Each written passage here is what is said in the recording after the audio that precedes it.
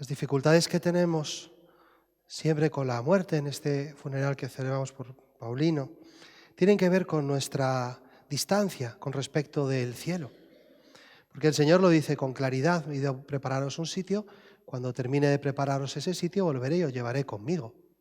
Así que no parece que sea una mala noticia que el Señor haya preparado un sitio maravilloso para cada uno de nosotros, con toda su ilusión, con todo el cariño, un sitio que dice San Pablo que es tan bonito que ninguna imaginación ha sido capaz ni siquiera de atisbar lo grande que es, y que llegado el momento, cuando ya está todo preparado, nos lleve con Él. No parece que sea una mala noticia. Sin embargo, desde el pecado original, en esa ruptura que se produce entre Dios y el hombre, percibimos la muerte siempre como un desgarro tremendo, y es un desgarro que se va haciendo más suave, se va haciendo más dulce en la medida en que vamos uniéndonos más a Dios. Por eso tiene mucho que ver el tema de estos días en la novena, la oración, la capacidad de rezar, con la experiencia que tenemos de la propia muerte y de la muerte de los demás. El Señor dice en el Evangelio: yo soy el camino, la verdad y la vida. La vida claramente es algo que nos viene de Dios. La verdad tiene que ver especialmente con quiénes somos nosotros. Y el camino tiene que ver con el modo en el que yo alcanzo la verdad de mi propio ser y la vida que me llega de Dios. Y dice el Evangelio que ese camino para alcanzar mi propia verdad y la verdad, para conocer la verdad y para recibir la vida, es Jesucristo, a quien podemos acceder a través de la fe, porque no le vemos, al Señor no le vemos. Jesucristo es, como dice Santo Tomás de Aquino en ese himno precioso del Adoro Devote, el Dios escondido, Deus absconditus. Te adoro con devoción, Dios escondido. Que en la tierra, en esos 33 años de vida temporal, humana, escondía su divinidad porque no se le veía, solo se veía un hombre, y que después pues esconde también su humanidad, porque no le vemos como hombre ni como Dios. Lo máximo que alcanzamos ver es un trocito de pan. Y sin embargo, a través de la fe podemos recorrer un camino que nos permite entrar a donde está Él. La fe es esa capacidad de conocer lo que va más allá de mi entendimiento, aquello a lo que no tengo acceso a través de los sentidos. Por la fe conozco, por ejemplo, que la tierra es redonda, que es una cosa que no hemos visto nunca. Por la fe conozco que mis padres me quieren, cosa que no he visto porque el amor no se puede ver. Por la fe conozco que hay una vida después de la vida. Por la fe conozco que existe Dios. Es una capacidad que nos viene de Dios y que nos permite acceder a aquello que supera nuestros sentidos. Por eso la fe se define como una virtud teologal, es decir, algo que nos da Dios, pero que es como una virtud porque crece en la medida en que vamos repitiéndolo, que vamos como ejercitándolo. Si tú tienes poca fe, y hay gente que dice: eso, qué poca fe tengo, ya me gustaría tener tu fe. La respuesta es muy sencilla. Si quieres tener más fe, haz más actos de fe. Si quieres que tu fe crezca, di al Señor que crees, díselo una y otra vez. Y en cada acto de fe que realizas, cuando te pones de rodillas en misa, cuando visitas un sagrario, cuando rezas un Padre Nuestro, cuando dices: Señor, me fío de ti, cuando besas un crucifijo o agarras un rosario, en cada acto de fe, nuestra fe crece.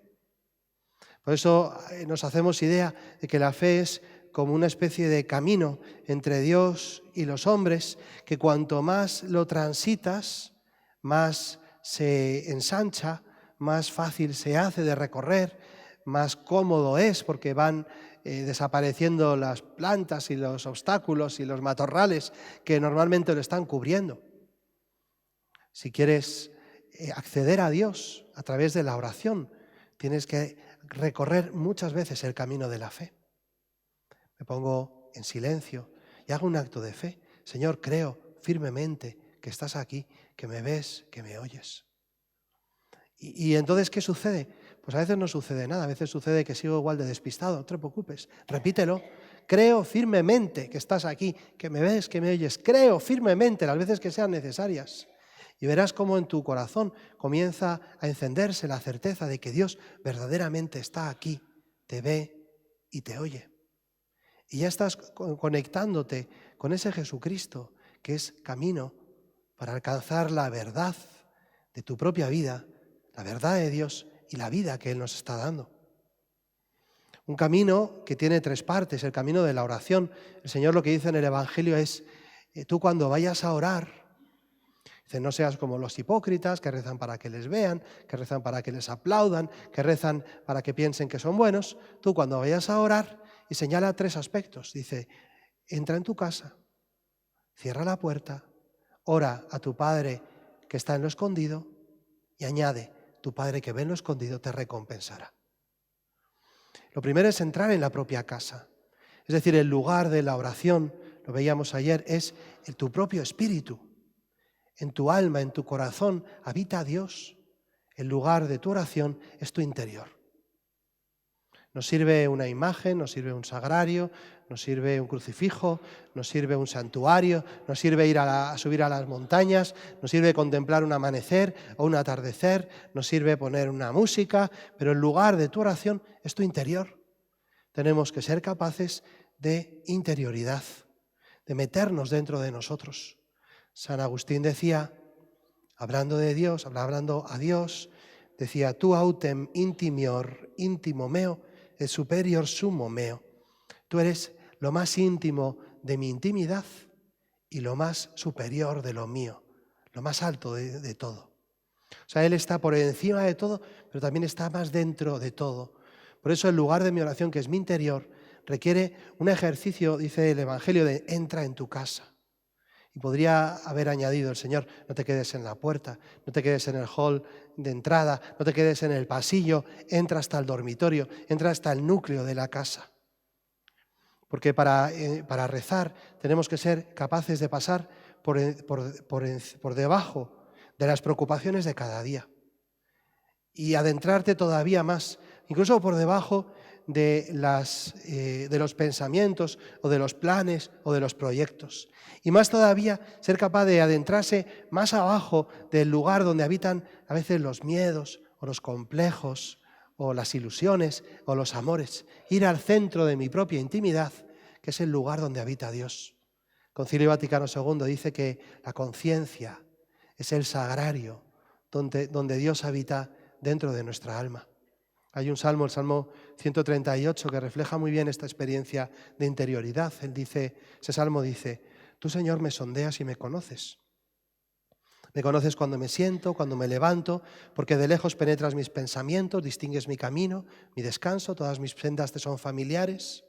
Cuando no ha salido la palabra de mi boca, ya, Señor, te la sabes toda.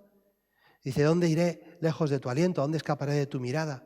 Si escalo hasta el cielo, ahí estás tú. Si bajo hasta el abismo, allí te encuentro, porque tú me tejías en el seno de mi madre. Porque tú has creado mis entrañas. El Señor está en el centro de nuestra alma. Y para poder entrar en oración, tenemos que ser capaces de adentrarnos por la fe dentro de nosotros mismos hasta ese lugar del centro donde habita Dios. El Señor dice, segundo lugar, entra en tu casa, cierra la puerta. Porque es verdad que con tantas distracciones no se puede rezar. ¿Cuántas veces tenemos experiencia, verdad, en misa? No sé si pasará hoy, suele pasar casi siempre, que en mitad de la oración, de mitad de la misa, de repente ¡ping!, suena un móvil. La cabeza se te va, inmediatamente hay una distracción. Pero es que vivimos rodeados de distracciones, de ruidos, de problemas, de historias, pues eso, de móviles o de mil cosas, ¿no? Y tenemos que pedir al Señor la gracia de apartarlo todo, de dejarlo todo en sus manos, decir, Señor, ahora solo voy a rezar. Por eso, aunque pueda haber situaciones en las que rezamos mientras hacemos cosas, vamos y venimos y paseamos, y qué bonito es y qué necesario es dedicarle un tiempo a rezar, solo para rezar. ¿Qué voy a hacer? Rezar. ¿Y entonces qué vas a hacer en ese tiempo? Nada, sentarme y tratar de entablar un diálogo con Dios, con aquel, decía Santa Teresa de Jesús, que sabemos que nos ama. Entra en tu casa, cierra la puerta. Y luego dice, y ora a tu Padre que está en lo escondido. Porque incluso por muy recogidos que estemos, por mucho que entremos dentro de nuestra propia interioridad, que sepas que Dios sigue escondido. Va a ser muy difícil que tengamos una experiencia abrumadoramente sensible de Él. Podemos tener sensación de presencia de Dios, podemos experimentar cosas como venidas del Señor muchas veces, pero siempre va a haber un punto donde Dios permanece escondido.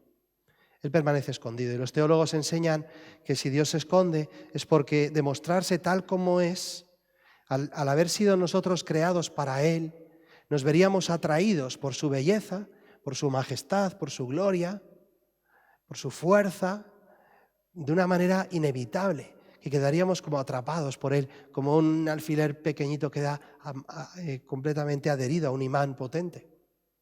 Así que el Señor tiene que ocultarse una y otra vez. Ora a tu Padre que está en lo escondido. Y termina diciendo, y tu Padre que ve en lo escondido te recompensará. Que es como un consuelo para nosotros. Está diciendo, mira, no se pierde ni un segundo de oración, ni un momento de silencio. Cada vez que tú y yo nos ponemos e intentamos orar y hacemos ese esfuerzo de interioridad, de cerrar las puertas, de conectarnos con Dios, te prometo que te voy a recompensar. Te prometo que te voy a dar cosas, que te voy a comunicar. El Señor dice, pedid y se os dará, buscad y hallaréis, llamad y se os abrirá, porque todo el que pide recibe, el que busca encuentra, el que llama se le abre. Y cuando un hijo le pide a su padre un pez, no le da una serpiente, y si le pide huevo no le dará una piedra, y si le pide pan no le da un escorpión. Así que el Señor da su Espíritu Santo a los que le piden. Es decir, siempre el Señor te va a recompensar en cada instante de oración. Puedes haber estado mucho tiempo sin venir a la misa y vienes hoy al funeral, pero si eres capaz de estar un segundo de oración de verdad, de meterte dentro de tu corazón y decir, Señor, no entiendo. Señor, ¿dónde estás? Enséñame a rezar. Te prometo que el Señor te recompensará. ¿Va a ser siempre lo que tú pidas? Pues no, por supuesto que no. ¿Va a ser siempre cuando tú lo pidas, como tú lo pidas? Pues no. San Pablo explica con mucha claridad y dice, es que pedís pero no recibís, porque no sabéis pedir, porque pedís mal. Los niños piden y los padres le dan lo que piden. Pues si piden bien, sí, si piden mal, pues no se lo dan. Pero siempre, siempre Dios nos recompensa. En la experiencia de la oración, de la que os estoy hablando, las fronteras entre el cielo y la tierra se van haciendo más estrechas, más finas, se van haciendo más permeables. La comunicación entre el cielo y la tierra se va haciendo más intensa. Llega un momento en que realmente podemos entrar en comunión con el cielo. Por eso tiene sentido la misa. Y por eso tiene sentido el funeral de tu padre, de tu esposo, porque cuando nosotros entramos en oración a través de Jesucristo, sabemos que podemos comunicar gracias al otro lado, que podemos pedir, como hacemos hoy, que el Señor le purifique y le lleve hacia la Paulino, y podemos también experimentar y recibir de Dios el consuelo del amor, su presencia a través de la fe. Pedimos a la Virgen María que nos ayude a rezar, que nos enseñe a rezar cada vez más, cada vez mejor, que así sea.